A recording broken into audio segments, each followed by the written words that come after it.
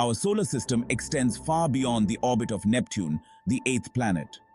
This vast expanse is not empty, but filled with fascinating and mysterious objects that continue to intrigue scientists and astronomers alike. This distant region is known as the Trans-Neptunian region. It is a frontier of our solar system, where the sun's influence begins to wane and the interstellar space starts to take over. It is a cold and dark realm, home to a vast collection of icy objects. These objects, often small and distant, are difficult to observe but hold the secrets of the early solar system. These objects are remnants from the early solar system. They are like time capsules, preserving the conditions and materials from the time when the solar system was just forming. They offer valuable clues about its formation. By studying these ancient objects, scientists can learn about the processes that shaped our solar system and led to the formation of planets, moons, and other celestial bodies. The Trans-Neptunian region is subdivided into three main regions: the Kuiper belt, the scattered disk, and the Oort cloud. Each of these regions has its own unique characteristics and population of objects. The Kuiper belt is the closest to Neptune. It is a donut-shaped ring of icy bodies, including dwarf planets like Pluto, and is believed to be the source of many short-period comets. The scattered disk is farther out. It contains objects that have been scattered by the gravitational influence of Neptune, leading to highly elliptical and inclined orbits. The Oort cloud is the most distant region. It is a spherical shell of icy bodies that surrounds the solar system and is thought to be the source of long-period comets. It is thought to extend halfway to the nearest star.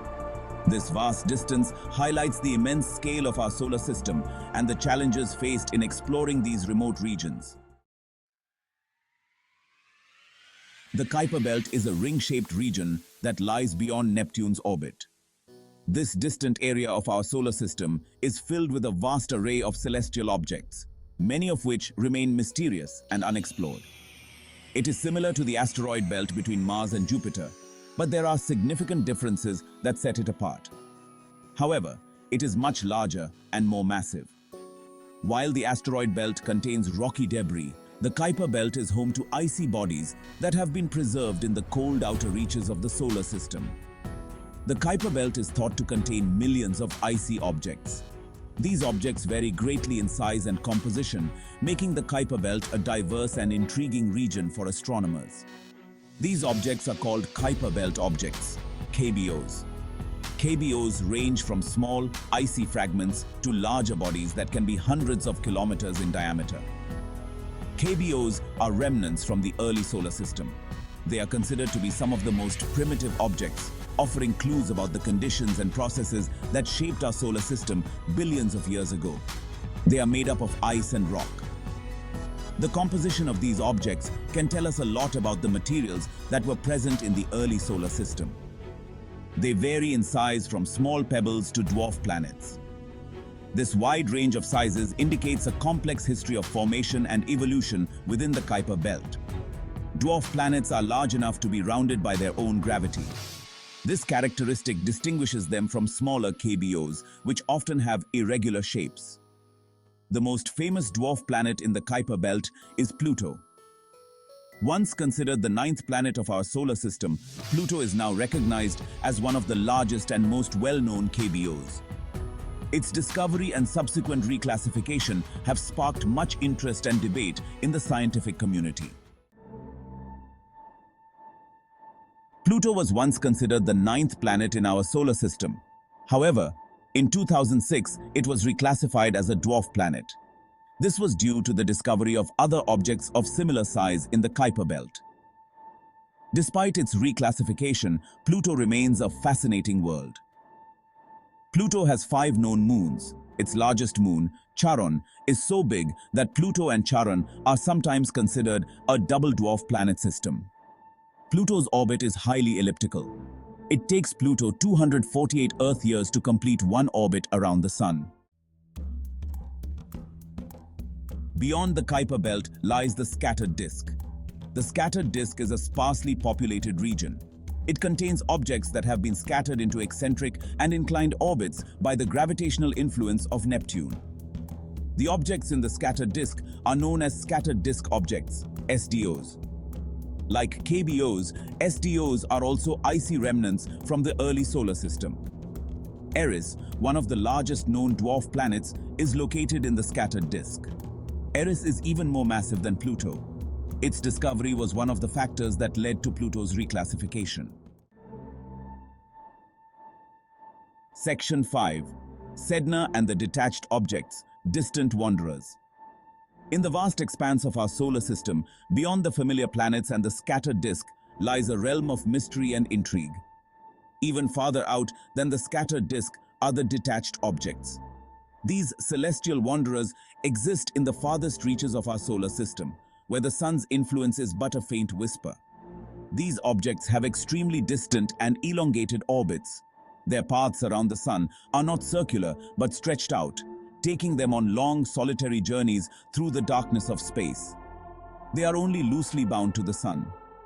Unlike the planets, which follow relatively stable and predictable orbits, detached objects drift in and out of the sun's gravitational grasp. Sedna, one of the most distant objects ever observed in our solar system, is a detached object. Discovered in 2003, Sedna's discovery challenged our understanding of the solar system's boundaries. Sedna's orbit is so elongated that it takes over 11,000 years to complete one orbit around the sun. This means that since the dawn of human civilization, Sedna has not yet completed a single orbit. The origins of detached objects are still poorly understood. Astronomers continue to study these distant wanderers, hoping to unlock the secrets of their formation and evolution. They may have been scattered into their distant orbits by the gravitational influence of a passing star. Such an event could have occurred billions of years ago during the early days of the solar system when stars were more closely packed together. The idea that a passing star could have such a profound impact on our solar system is a reminder of the dynamic and ever-changing nature of the cosmos. As we continue to explore and understand these distant wanderers, we gain a deeper appreciation for the complexity and beauty of our universe. Section 6.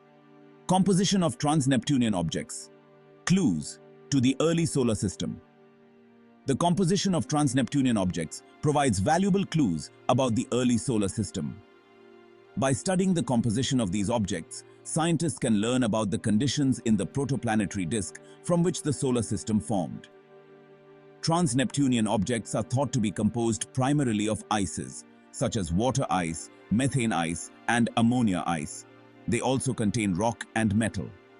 The presence of these ices suggests that trans-Neptunian objects formed in the cold outer regions of the protoplanetary disk. Section 7. The search for Planet 9, a hypothetical giant. In recent years, astronomers have discovered evidence that suggests the existence of a ninth planet in our solar system. This hypothetical planet, dubbed Planet 9, is thought to be a super-Earth or mini-Neptune. It would be located far beyond the orbit of Pluto. The evidence for Planet 9 comes from the unusual clustering of the orbits of some distant trans-Neptunian objects. Astronomers believe that the gravitational influence of Planet 9 could be responsible for this clustering. Section 8. Missions to the outer solar system, Unveiling the Secrets.